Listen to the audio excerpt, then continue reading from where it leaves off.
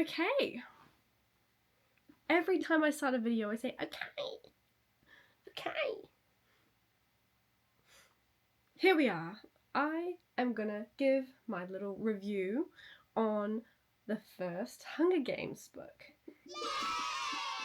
I want to make this a series, and I'm currently reading through all 5 of the Hunger Games books because of the new movie coming out next year. I've only ever read this one. I read it once 2 years ago, and now I just reread it, so I'm going to tell you guys what I thought about it.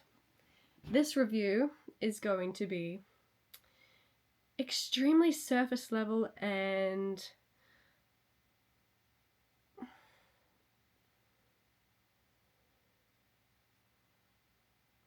this review is going to be extremely surface level. I keep forgetting the word, but it's in my head. Okay, this review is going to be super surface level and superficial. Yeah, I've watched a lot of reviews on other books, and they go really in depth, the themes, the characters, every plot line, and also the movie as well. So that's not what this is. This is like the random takes that I've remembered from just reading this because I've got a peanut brain, and then I'm going to spew that to you guys because I have a few people to talk to about it, but I like just talking and then no one. I do also like a bit of back and forth, but you guys can't really do. Well, you can. Please leave your opinions and your comments in the comment section because I am so up for my opinions to be changed about things. I'm very open. Whatever comments you have, I can like add to it, or completely you can change my mind like that. Like if someone says one thing, I'm like, you're not wrong, you're right. Anyway, very superficial, surface level. This is just like book club. Come to book club with me. Anyway, I've written some notes because if I didn't, I would be talking just nonsense for 15 minutes. I want this to be like 10-15 minutes. Okay. Very hectic. Don't need a pen. These are my notes. The Hunger Games, Suzanne Collins.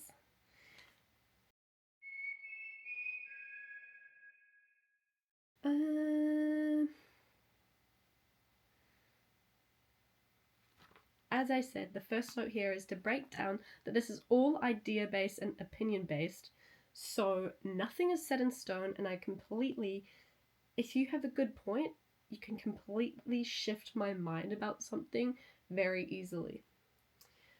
The first thing I loved about this book is that it is very easy to follow, and I think that's why it's young adult, dystopian, but also has very heavy themes and goes in detail about a lot of things, but also not in like a way that's going to completely put you off. So I think it's great for young adult, and to people who class this as only a teen fiction, like only teens can read it, you're weird adult if you read it. I know many adults who read this, like many, and none of us are weird. Well, none of them are weird, so that is okay. And if you are one of those adults that be like, oh no, it's only for young adults, teens. There are so many themes in this that are prevalent in like everything. So like maybe you should read it. Anyway, top themes: political control, an oppressive state. That's the whole thing. And I think we've got a rise of that in the world, right? Right? A president that wants to always stay president. That's not a president, that's a dictator. Anyway, literal starvation, propaganda tools, slavery, body modification, class division, racial segregation. One that's popped up, and I think is more talked about now probably, the age of streaming and, what's it called? not just streaming, it's like constant surveillance. That's what is growing in this century. Obviously, everything is recorded. Sometimes it can be a great thing, catching crimes. Other times it's not so good, constant surveillance. Not so good.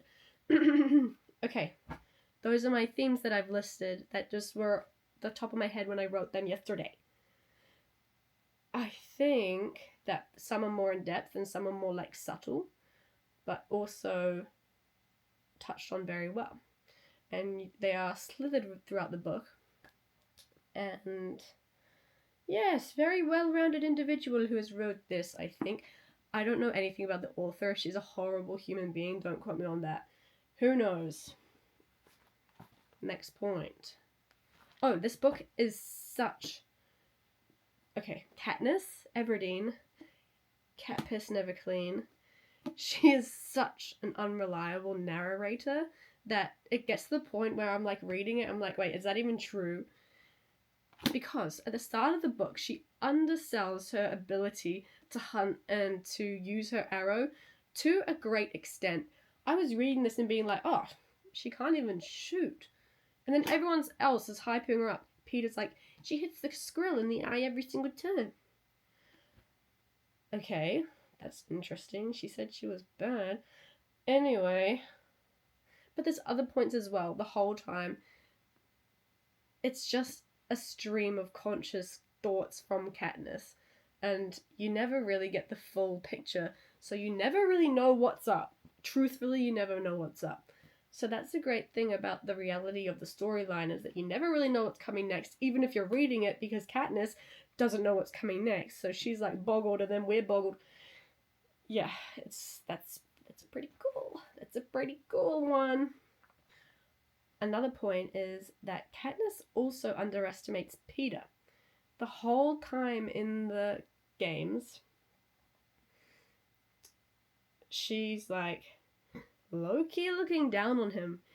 And I have to say, he is kind of a big baby. Like, he's had a more comfortable life than Katniss. However, it's not been a life of comfort. He just wasn't starving. He was eating stale bread instead of no bread, you know?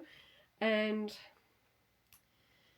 yeah, I think Katniss like looks down on him a bit because he is a little bit useless. But the point is, all the kids that are going from the poor districts are meant to be useless. Like, that's the whole point, so that they just never win.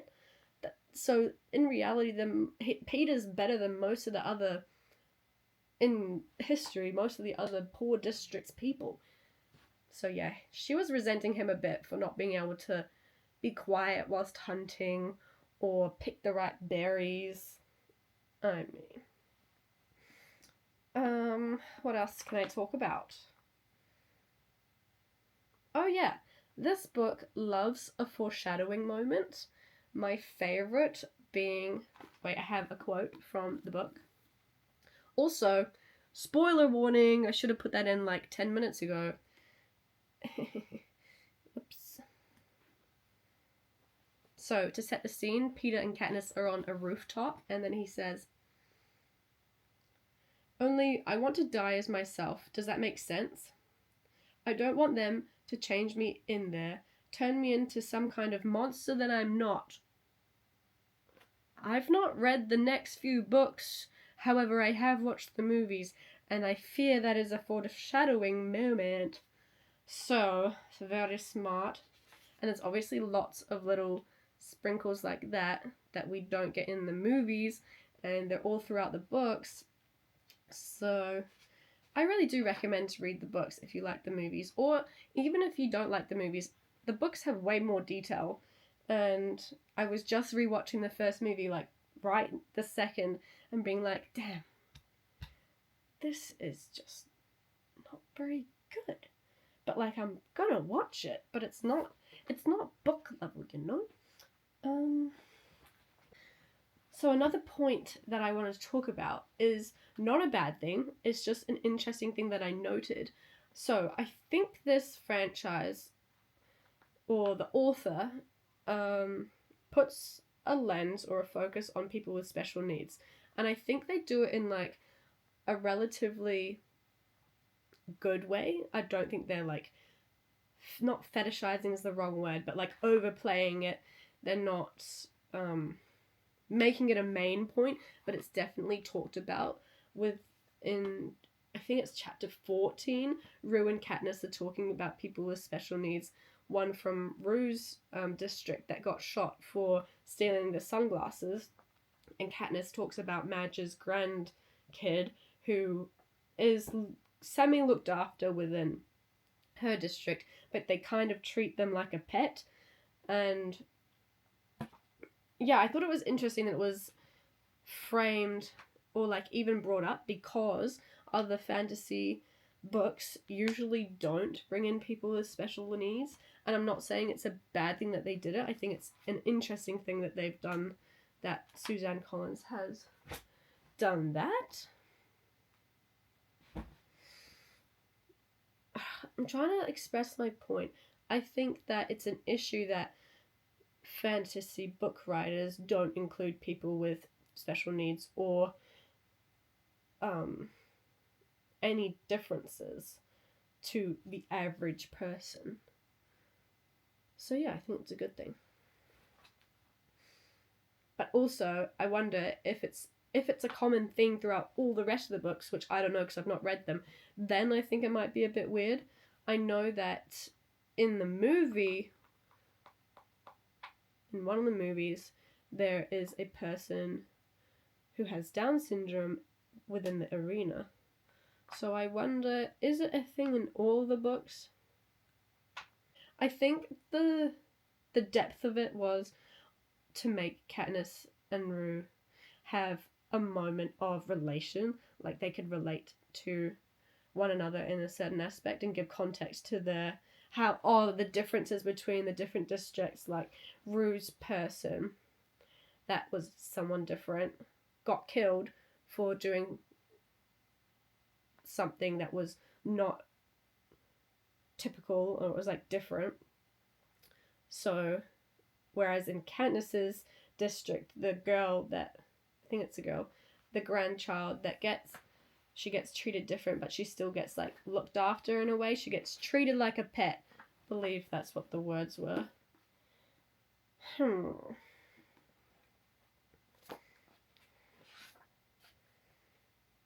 Greasy says grandkids who wanders around the hob.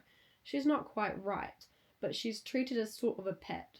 People toss her scraps and things. So there's that in comparison to Martin, who wasn't right in the head.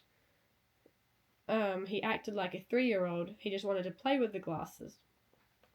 But he got shot. So yeah, that's a difference between District 11 and District 12, and I think it's really interesting. Anywho.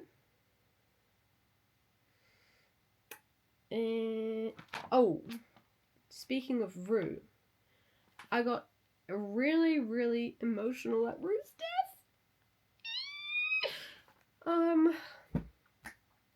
Yeah, I was reading in the restaurant that my partner works at, and I'm sure those waitresses probably thought I was really odd. Me go,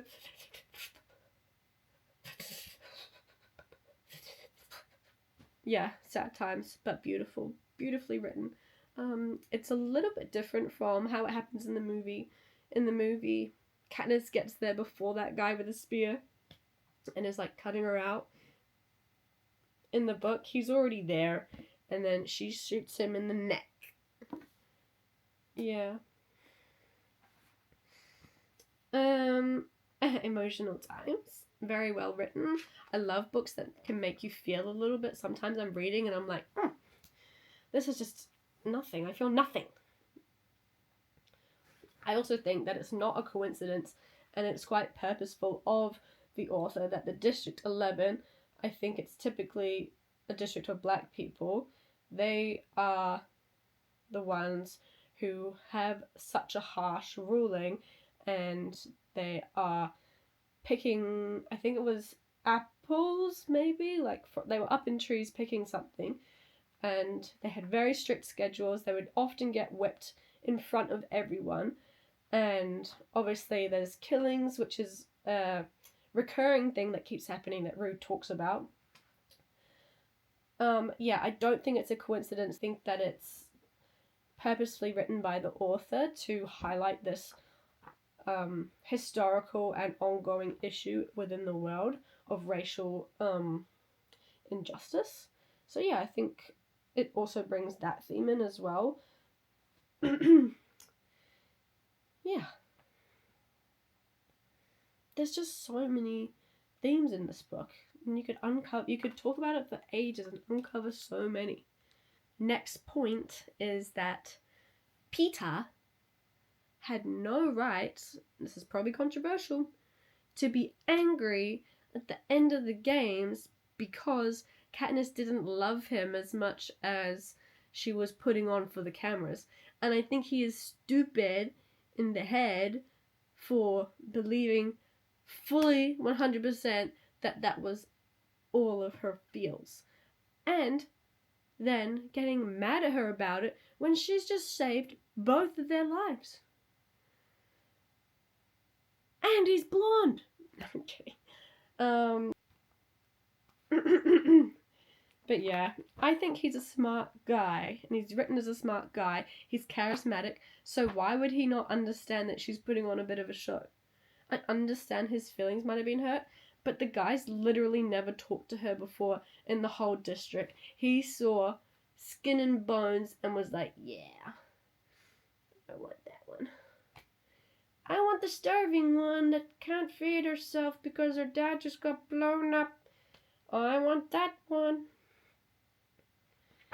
But all in all, that was my little review, and I hope you enjoyed it. And I hope my takes weren't weird or too crazy. That is not my intent at all.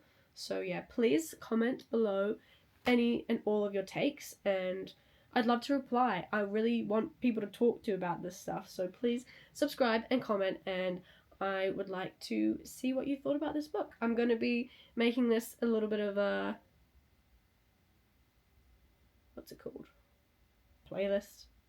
No. It is a playlist. Anyway, it's going to be a recurring thing. I'm doing the next 4 books. So, look out for them. I'll use the same tags. Yeah. Bye!